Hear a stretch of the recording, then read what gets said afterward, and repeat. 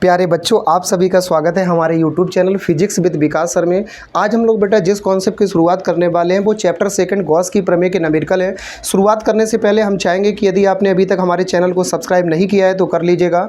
Question board पर already मैंसन है, आप लोग क्वेश्चन को देख सकते हैं। क्वेश्चन दिया गया है, दो बड़ी पतली धातु की प्लेटें एक दूसरे के समांतर एवं निकट है। दो प्लेटें हैं, इनके भीतरी फलकों पर प्लेटों के पृष्ठीय आवेश घनत्वों के चिन्ह विपरीत हैं तथा इनका परिमाण इतना है, निम्न स्थितियों में मान बताओ। तीन कंडीशन में वैल्यू को फाइंड आउट करने के लिए बोला गया है। पहली प्लेट के बाह्य क्षेत्र में वैद्युत क्षेत्र का परिमाण, दूसरी प्लेट के बाह्य क्षेत्र में वैद्युत क्षेत्र का परिमाण, तीसरी प्लेट दोनों प्लेटों के लिखा है प्लेटों के बीच में वैद्युत क्षेत्र ई का परिमाण। यानी हमें टोटल कितनी वैल्यू फाइंड आउट करनी है? 3। चलो एक एक करके हम स्थिति को देखते हैं। वीडियो की शुरुआत करने से पहले हम आपको याद दिलाना चाहते हैं वो कॉन्सेप्ट आपने इसी चैप्टर में गॉस की प्रमेय के अनुप्रयोग पढ़ा होगा। तो वहाँ एक हेडिंग पढ़ी थी, अनंत विस्तार की समतल आवेशित अचालक चादर के निकट वैद्युत क्षेत्र की तीव्रता, जिसका आंसर आया था E बराबर सिग्मा अपॉन 2 एप्सिलॉन नॉट। क्या याद है आपको? उसी कॉन्सेप्ट के थ्रू ये फॉर्मेट हल होने वाली है। चलिए शुरुआत करते हैं। सबसे पहले बेटा जो स्थिति दी गई प्रश्न में हम उसको मेजर करते हैं। स्थिति हमें ये दी गई है, समान पृष्ठ घनत्व की दो प्लेटों की बात की गई है, लेकिन दोनों प्लेटों की विशेषता है, एक प्लेट कैसी है बेटा? धनावेशित। कैसी है? और दूसरी प्लेट कैसी दी गई है? अब कहोगे सर उसमें कहाँ लिखा है ऐसा? सवाल पढ़िए ध्यान से। दो बड़ी पतली धातु की प्लेटें एक दूसरे के समांतर एवं निकट हैं। समांतर मतलब समान दूरी पर, निकट मतलब पास पास है। इनके भीतरी फलकों पर प्लेटों के पृष्ठीय आवेश घनत्वों के चिन्ह विपरीत है। पृष्ठ आवेश घनत्व को किससे प्रदर्शित करते हैं बेटा? सिग्मा से। इस पर अगर प्लस है तो इस पर क्या होगा? माइनस। ये दोनों के लिए डिफरेंस है। इतनी बात क्लियर हो गई क्वेश्चन के अकॉर्डिंग? तो इस पर जो पृष्ठ आवेश घनत्व है बेटा वो प्लस सिग्मा है और इस पर जो है वो माइनस सिग्मा है। आगे बोला गया तथा इनका परिमाण, परिमाण मतलब वैद्युत क्षेत्र का मान हमें दिया गया। किसका परिमाण दिया गया है? इनका परिमाण वैद्युत क्षेत्र का मान है। तो निम्न स्थितियों में वैद्युत क्षेत्र ई का परिमाण ज्ञात करो। यानी विभिन्न प्रकार की हमें 3 स्थितियों में वैल्यू को फाइंड आउट करने के लिए बोला गया है। चलिए हम लोग बेटा कॉन्सेप्ट की शुरुआत करते हैं, लेकिन उससे पहले कुछ बेसिक सी बातें, जैसे पहली प्लेट ये हो गई, जैसे दूसरी प्लेट ये हो गई। पहली प्लेट धनावेशित है और दूसरी प्लेट कैसी है बेटा? ऋणावेशित है। इसका पृष्ठ आवेश घनत्व है प्लस सिग्मा, तो इसका बेटा पृष्ठ आवेश घनत्व क्या है? Minus sigma. Minus sigma plus sigma से तात्पर्य है कि इस पर धनावेश है और इस पर ऋणावेश है। बात एक ही है, दोनों का आवेश घनत्व हम प्लस में ही मेजर करेंगे। क्लियर बेटा? मुद्दे की बात करते हैं।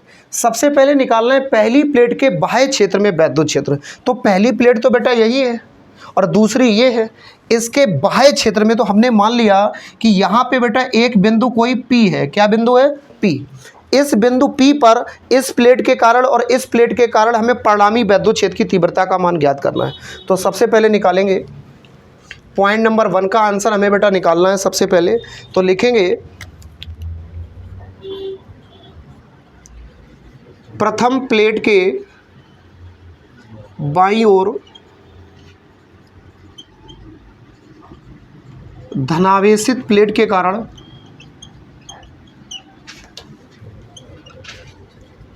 वैद्युत क्षेत्र की तीव्रता। तो बताओ बेटा क्या होगा? बताइए। धनावेशित प्लेट के कारण, इस धनावेशित प्लेट के कारण इस बिंदु P पर वैद्युत क्षेत्र की तीव्रता निकाल रहे हैं। तो हमारा सूत्र होता है, ये याद कर लो, E बराबर सिग्मा अपॉन 2 एप्सिलॉन नॉट। याद रहेगा बेटा? तो फाइनली E बराबर क्या हो गया? Sigma upon 2 epsilon. क्लियर हो गया? तो बेटा E जब पहली स्थिति है तो E क्या हो जाएगा? E1। ऐसे ही हम निकालेंगे इस ऋणावेशित प्लेट के कारण इस बिंदु P पर। तो लिखेंगे दूसरी ऋणावेशित प्लेट के कारण, तो बेटा E क्या हो जाएगा? E2, लेकिन सिग्मा अपॉन 2 एप्सिलॉन नॉट। अब मन में प्रश्न आया होगा कि सर जब E1 हुआ है तो सिग्मा सिग्मा 1 क्यों नहीं हुआ? क्योंकि दोनों के लिए पृष्ठ आवेश घनत्व तो कैसा है? समान। बात क्लियर हुई? है विपरीत प्रकार का, लेकिन कैलकुलेशन में इसका मान हम कैसा रखेंगे बेटा? प्लस में। क्योंकि आवेश कभी माइनस में नहीं कैलकुलेशन में लिखा जाता है। आवेश का मान माइनस में होने से तात्पर्य होता है कि इस पे इलेक्ट्रॉनों की अधिकता है, और धनावेश से तात्पर्य इससे इलेक्ट्रॉनों की कमी है। जैसे ऊर्जा, आप सीधा समझिए, आवेश एक ऊर्जा है और ऊर्जा कभी माइनस में नहीं हो सकती। ऊर्जा का नेगेटिव में होने से सीधा तात्पर्य भूत चुड़ैल का साया होना। आप इसी से अंदाज़ा लगा लीजिए। या आपने कभी दूरी को माइनस में सुना है? तो क्या कैलकुलेशन में हम दूरी माइनस में इस्तेमाल करते हैं? जी नहीं करते हैं। क्यों? दूरी माइनस में होने से तात्पर्य की दिशा विपरीत है। चलिए बेटा मुद्दे की बात करते हैं। पहली प्लेट के कारण ये है, दूसरी प्लेट के कारण ये है। हमें इन दोनों प्लेटों के कारण अगर परिणामी निकालेंगे तो कैसे लिखेंगे? दोनों प्लेटों के कारण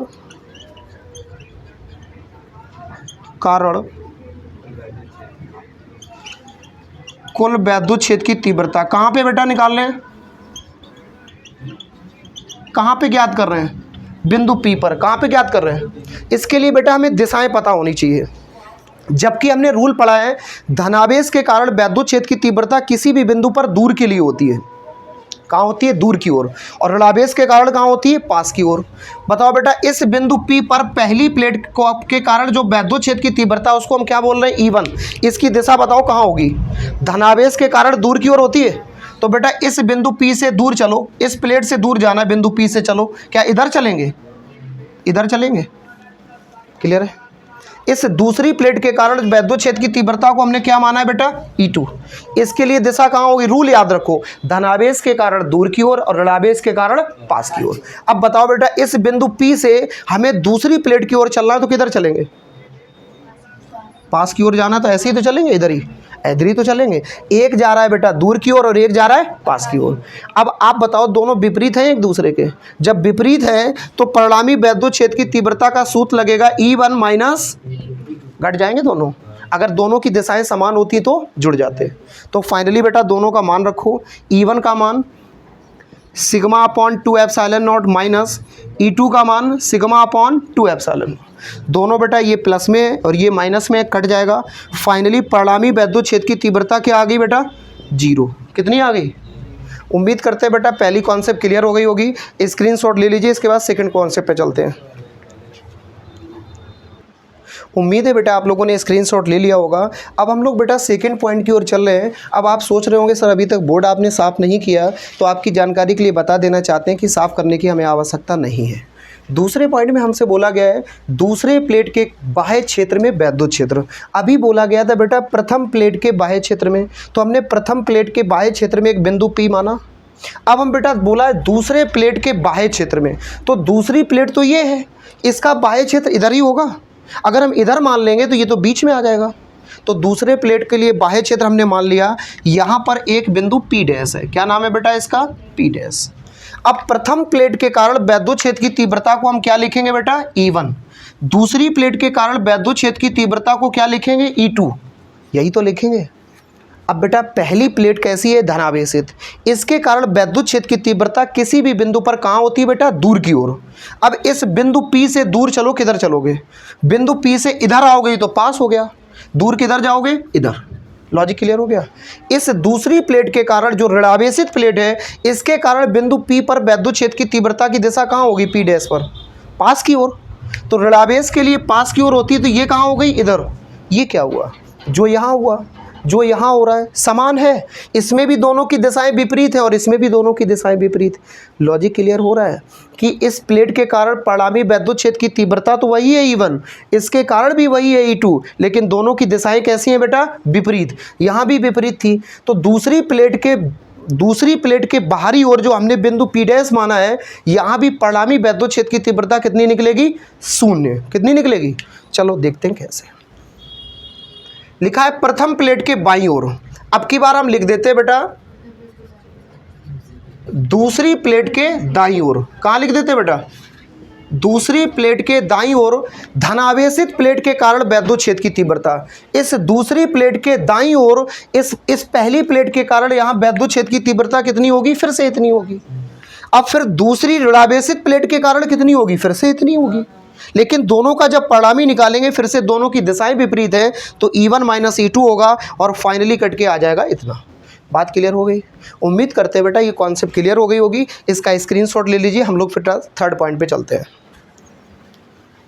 उम्मीद करते हैं बेटा आप लोगों ने स्क्रीनशॉट ले लिया होगा। अब हम लोग बेटा थर्ड कॉन्सेप्ट की ओर चल रहे हैं जो हमसे पूछा गया है। अब हम चित्र को छोड़ के बाकी बाइज्जत साफ कर लेते हैं। कोई दिक्कत तो नहीं? उम्मीद है कि नोट तो हो ही गया होगा। अब यहाँ से बेटा हम तीसरी कॉन्सेप्ट को फाइंड आउट करने की कोशिश करते हैं। आप सभी लोग बेहतर तरीके से समझ चुके होंगे कि हम क्या कहना चाहते हैं। तीसरी कॉन्सेप्ट ऑलरेडी बोर्ड पे दिया गया है। हमें करना क्या है, प्लेटों के बीच में वैद्युत क्षेत्र कहाँ निकालना है बेटा, बीच में। तो हमने प्लेटों के बीच में एक बिंदु मान लिया यहाँ पे Q, क्योंकि P इधर माना था, P डैश इधर माना था, इधर हमने अलग नाम दे दिया Q। तो सबसे पहले बेटा इस धनावेशित प्लेट के कारण वैद्युत क्षेत्र की तीव्रता क्या होगी, E1। दूसरी प्लेट के कारण क्या होगी, E2। चलो शुरू करते हैं, फिर देखते हैं। सबसे पहले लिखेंगे प्रथम प्लेट के कारण बिंदु P पर, कहाँ पर बेटा, Q पर, P नहीं Q पर। बताओ फिर से वही मान तो वही होगा, E1 बराबर सिग्मा अपॉन 2 एप्सिलॉन नॉट। अब बेटा अगर हम कहें दूसरी प्लेट के कारण, बढ़िया लिसन केयरफुली, दूसरी प्लेट के कारण क्या होगा, E2 बराबर sigma upon 2 epsilon not. Clear? लेकिन दोनों की दिशाएं देखो एक बार। पहली धनावेशित प्लेट है, इसके कारण दिशा कहाँ होगी, दूर की ओर। तो वैद्युत क्षेत्र की तीव्रता E1 है, दूर कहाँ जाएंगे, धनावेशित प्लेट से दूर जाएंगे तो किधर जाएंगे, इधर। क्लियर? अब दूसरी शर्त ऋणावेशित प्लेट के लिए हमने पढ़ी है, वैद्युत क्षेत्र की तीव्रता कहाँ होती है, पास की ओर। तो इस बिंदु Q से ऋणावेशित प्लेट के पास की ओर चलो। क्या इधर करें क्या, नहीं, तो पास इधर ही ओर जाएंगे। तो परिणामी के लिए बेटा दोनों की दिशाएं कैसी है, समान। अब उल्टा हो रहा है सिस्टम, अब समान दिशाएं तो दोनों क्या हो जाएंगी, जुड़ जाएंगी। तो लिखेंगे बेटा परिणामी वैद्युत क्षेत्र की तीव्रता कितनी हो जाएगी बेटा, E बराबर E1 plus E2। Value put up करो, E1 का मान sigma upon 2 epsilon not, E2 का मान सिग्मा अपॉन 2 एप्सिलॉन नॉट। दोनों का बेटा एलसीएम ले लो, 2 एप्सिलॉन नॉट। भाई दोनों का हर समान है, अंश आपस में जुड़ जाएगा, सिग्मा प्लस सिग्मा। फाइनली इसको हम लिख सकते हैं E बराबर सिग्मा और sigma 2 sigma upon 2 epsilon not. 2 से 2 डिवाइड हो गया। फाइनली जो बचा है उसको समेटो, E बराबर बचा है सिग्मा अपॉन एप्सिलॉन नॉट। बताओ इतनी बात क्लियर हुई? अब बेटा हमें वैल्यू पुटअप करनी है। देखो अब सवाल में मान दिए गए क्या, आप अगर ध्यान से कंसंट्रेशन कर पा रहे हो तो E का मान तो हमें ज्ञात करना है। इस सिग्मा का मान दिया गया, देखो क्या लिखा है, इनका परिमाण। किनका परिमाण, पीछे चलो, पीछे पढ़ो, लिखा है इनके भीतरी फलकों पर प्लेटों के पृष्ठीय आवेश घनत्व। किसके, पृष्ठीय आवेश घनत्व। पृष्ठ आवेश घनत्व के चिन्ह विपरीत हैं तथा इनका परिमाण, किनका, पृष्ठीय आवेश घनत्व का। तो ये मान किसका दिया गया बेटा, पृष्ठ आवेश घनत्व का। तो ये पृष्ठ आवेश घनत्व सिग्मा की जगह लिखेंगे 17.0 गुणे 10 की घात माइनस 22। ये 22 लिखा हुआ है। अब डिवाइड में क्या लिखा है बेटा, एप्सिलॉन नॉट। एप्सिलॉन नॉट को निर्वात की हम वैद्युतशीलता कहते हैं। इसका मान कांस्टेंट होता है, हमने ऑलरेडी आपको कई वीडियोस में बताया हुआ है और ऑलरेडी आप देख सकते हो, इसकी हेडिंग भी लिखी हुई है, निर्वात की वैद्युतशीलता का आंकिक मान कैसे ज्ञात करें। आप वीडियो को स्क्रॉल करके देखिएगा, मिल जाएगा आपको। देखो बेटा इधर कैलकुलेशन कर लो इसकी। यहाँ दशमलव के बाद 0 लगी तो दशमलव और 0 दोनों हटाए जा सकते हैं। तो नॉर्मली इसको हम क्या लिख सकते हैं बेटा, 17। 10 की घात माइनस 22 को ऐसे ही लिख लो, कोई दिक्कत तो नहीं। 10 की घात माइनस 12 ऊपर जाएगा, किसका हो जाएगा, प्लस का। अब डिवाइड में क्या बचा है, 885। लेकिन बेटा बीच में क्या लगा है, दशमलव 2 अंक बाद। तो दशमलव हटाएंगे, ऊपर कितनी जीरो बढ़ेंगी, 2। तो 17 की जगह क्या लिख सकते हैं, 1700। नीचे क्या बचा है, 885। इतनी बात क्लियर हो गई। फिर इसके बाद में बेटा एक काम करेंगे हम, 22 और 12 हल कर लो। तो 1700 गुणे 22 में से 12 घटाएंगे तो 10 की घात माइनस 10 बटे 885। इसको बेटा हमें कैलकुलेशन कर लेना है। आपको सिर्फ 1700 में 885 का भाग दे लीजिएगा। और वैद्युत क्षेत्र की तीव्रता का मात्रक होता है न्यूटन प्रति कूलम। इसको नोट कर लीजिए, स्क्रीनशॉट ले लीजिए। प्यारे बच्चों, नेक्स्ट क्वेश्चन बोर्ड पे ऑलरेडी मेंशन है, आप लोग देख सकते हैं। एक कॉन्सेप्ट दी गई है, मिल्कन तेल बूंद प्रयोग में इतनी वैल्यू के नियत वैद्युत क्षेत्र के प्रभाव में उतने इलेक्ट्रॉन अधिक की कोई तेल की बूंद स्थिर रखी जाती है जिसमें तेल का घनत्व इतना है, तो बूंद की त्रिज्या का मान क्या होगा। सबसे पहले बेटा कोई भी प्रश्न अगर हम हल करते हैं तो हमारा प्राइमरी वर्क है, जो वैल्यू हमें दी गई उनको हम सबसे पहले लिखेंगे। इसके बाद जो पूछा गया है वो लिखेंगे और आवश्यक फॉर्मूले और स्थितियों की तलाश करके कार्रवाई को शुरू करेंगे। चलिए सबसे पहले बेटा दिए गए मानों की हम व्याख्या करने का प्रयास करते हैं। बोर्ड पे कंसंट्रेट करिए। मिल्कन तेल बूंद प्रयोग में, ये बेटा एक वैज्ञानिक का नाम है, इनके द्वारा ही एक्सपेरिमेंट किया गया था जिसकी कॉन्सेप्ट यहाँ पे डिफाइन की गई है।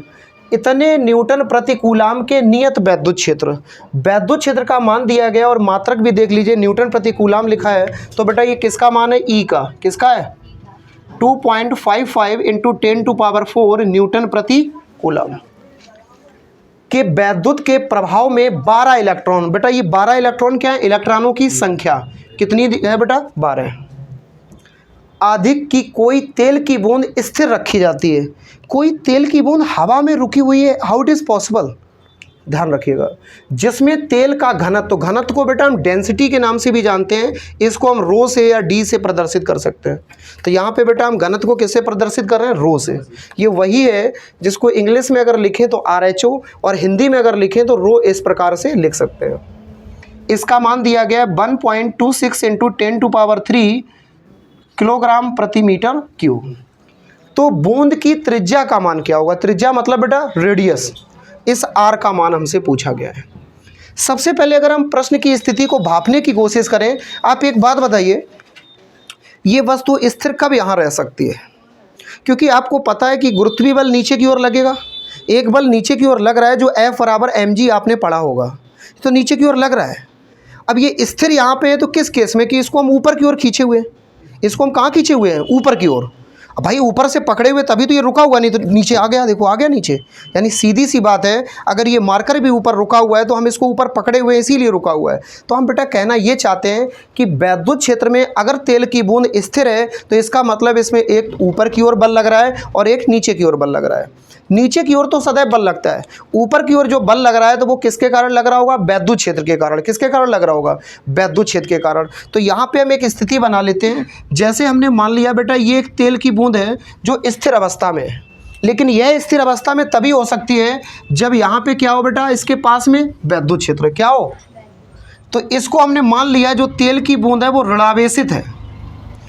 वैद्युत क्षेत्र की जो दिशा होगी बेटा वो कहाँ होगी, नीचे की ओर। इस पर जो बल लगेगा, इस पर दो बल लगेंगे, एक ऊपर की ओर और एक बल नीचे की ओर, लेकिन दोनों का परिणामी बल कितना होगा, 0। तभी तो ये स्थिर होगी। मान लो सपोज करो एक व्यक्ति मेरे इस हाथ को पकड़ के 40 न्यूटन के बल से खींच रहा है, एक इधर 40 न्यूटन के बल से खींच रहा है। दोनों अगर समान बल से खींच रहे तो हम रुके हुए हैं, और एक ने भी बल को बढ़ाया या एक ने भी घटा दिया तो तुरंत हम उधर ही खींचे चले जाएंगे जहाँ ज़्यादा बल होगा। तो परिणामी बल जब तक 0 है, दोनों का औसत बल जब तक बराबर है तब तक हम स्थिर अवस्था में हैं। अर्थात हम कहना यहाँ पर ये चाहते हैं, इस बूंद पर बेटा एक नीचे की ओर बल लगेगा और एक ऊपर की ओर बल लगेगा। जो नीचे की ओर बल लगेगा तो आपको पता है बेटा जो गुरुत्वाकर्षण बल गुरुत्व के अधीन काम करता है, तो यहाँ पे हम लिख सकते हैं F = mg। ऊपर की ओर जो बल लगेगा बेटा वो भी बल ही होगा, लेकिन ये बल कौन सा होगा बेटा, आवेश के कारण लगने वाला बल, उसको हम बोलते हैं वैद्युत बल। आपने एक सूत्र पढ़ा होगा E = F/Q। तो F बराबर क्या निकाल सकते हैं बेटा, देखो ना Q गुणा में आ जाएगा, QE = F। तो F का मान कितना हो जाएगा बेटा, QE। तो यहाँ पे ऊपर की ओर जो बल लगेगा वो QE है और नीचे की ओर जो बल लगेगा वो कैसा है बेटा, mg। लेकिन दोनों का परिणामी कैसा होगा, बराबर। अर्थात दोनों बल कैसे होंगे, बराबर। भाई ये बूंद हवा में लटकी हुई है, ये तभी रुक सकती है जब दोनों पर लगने वाले बल कैसे हैं, समान।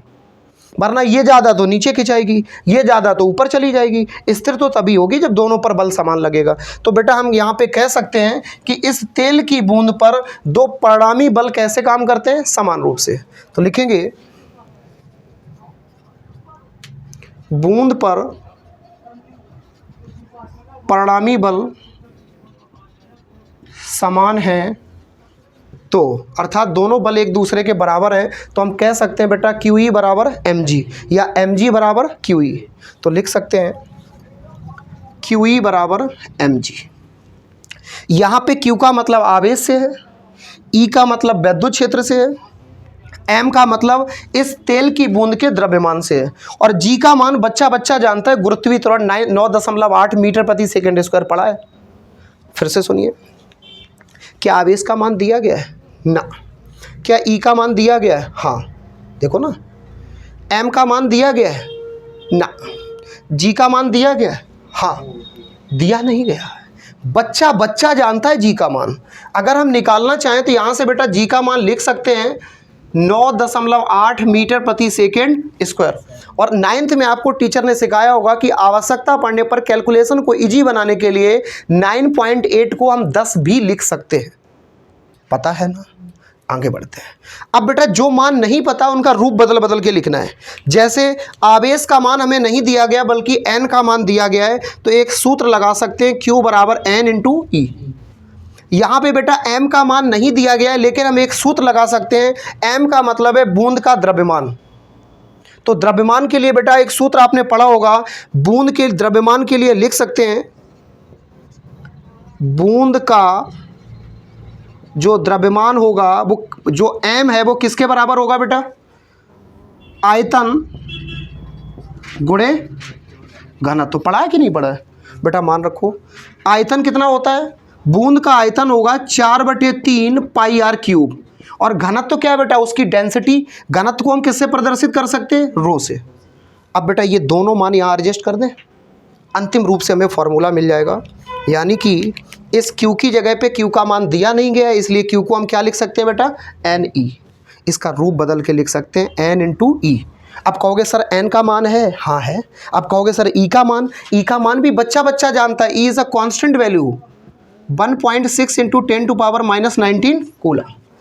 अच्छा, E का मान तो दिया गया, E को खामोश कर लो। M की जगह क्या लिख सकते हैं? 4/3 pi R cube into rho, 4/3 pi R cube into rho. अब बेटा ये देखो, आयतन और घनत्व तो पूरा हो गया। आयतन और घनत्व किसको दिखा रहा है? बूंद के द्रव्यमान को। अब क्या रह गया? जी का मतलब है गुरुत्वीय त्वरण, जिसका मान पता है, इसे ऐसे ही लिख लो। अब बेटा हमें अंतिम रूप से फॉर्मूला मिल चुका है। QE बराबर mg लिखा था, Q का मान नहीं पता, इसको हमने NE लिखा। E का मान दिया गया, इसको हमने ऐसे ही लिख लिया। बराबर लगाया, हमने लगा लिया। m का मतलब बूंद के द्रव्यमान से, क्योंकि कण का द्रव्यमान यहाँ पे किसका द्रव्यमान होगा? बूंद का। तो बूंद का जो द्रव्यमान है हमें तो दिया नहीं गया, तो हम निकाल सकते हैं बूंद के द्रव्यमान के लिए मास बराबर आयतन गुणे घनत्व। तो बेटा आयतन 4/3 पाई आर क्यूब और घनत्व का मतलब रो। हमने पूरा इसका द्रव्यमान रख दिया, और यहाँ पे क्या लिखा है? जी का मान हमें पता है, कांस्टेंट है। अब सारे मान रख दो। n का मान कितना है बेटा? 12। कितना है? 12। E का मान पता है ना बेटा, कांस्टेंट है, 1.6 इंटू 10⁻⁻19। E का मान बच्चा बच्चा जानता है, ये लिखा है 2.55 इंटू 10⁴। बताओ बेटा, इतने में कोई दिक्कत? इक्वल। फिर क्या लिखा है बेटा? 4/3 पाई, बताने की ज़रूरत है क्या? 22/7। इसके बाद में क्या लिखा है बेटा? r का क्यूब, और इसी r का ही तो मान निकालना है, तो इसको ऐसे ही लिख लो r क्यूब। बताओ, त्रिज्या ही तो पूछी गई सवाल में, देखो ना ये r इंटू रो का मान दिया गया है क्या? घनत्व? जी हाँ, 1.26 इंटू 10⁻3 एम राइट इंटू जी का मान बेटा सबको पता है 9.8 है, लेकिन कैलकुलेशन में ये बाधा ना बने इसलिए इसको हम 10 लिख लेते हैं। कितना लिख लेते हैं? 10। अब बताओ बेटा, इतनी फॉर्मेट क्लियर हो गई? अगर हम चाहें तो थोड़ा सा चित्र इधर साफ कर देते हैं ताकि ये हल करने में हमें समस्या ना क्रिएट करे। चलो बेटा शुरू करो, हल करना है इसको। चलो हल करते समय थोड़ा सा हम सावधानी का परिचय देंगे तो ये हमारे लिए आसान हो सकता है। जैसे 4 एकम 4, 4 तिया 12। बताओ ये बात क्लियर है ना? बीच में क्या लगा है? बराबर। काट सकते हैं इसको, क्योंकि ये 4 अगर इधर से भेजेंगे इधर कहाँ आएगा? बटे में, तो 4 तिया 12 हो जाएगा। अब इसके बाद में बेटा और देखो और क्या हल कर सकते हो। यहाँ पे लिखा है 10 की घात 3, यहाँ पे कोई पावर नहीं तो कितनी है? 1। 3 और 1 कितना हो जाएगा? 4। इधर भी बेटा 10 की घात 4, तो 10⁴ से 10 ये कट जाएगा। अच्छा, कुछ कम कर रहे हैं।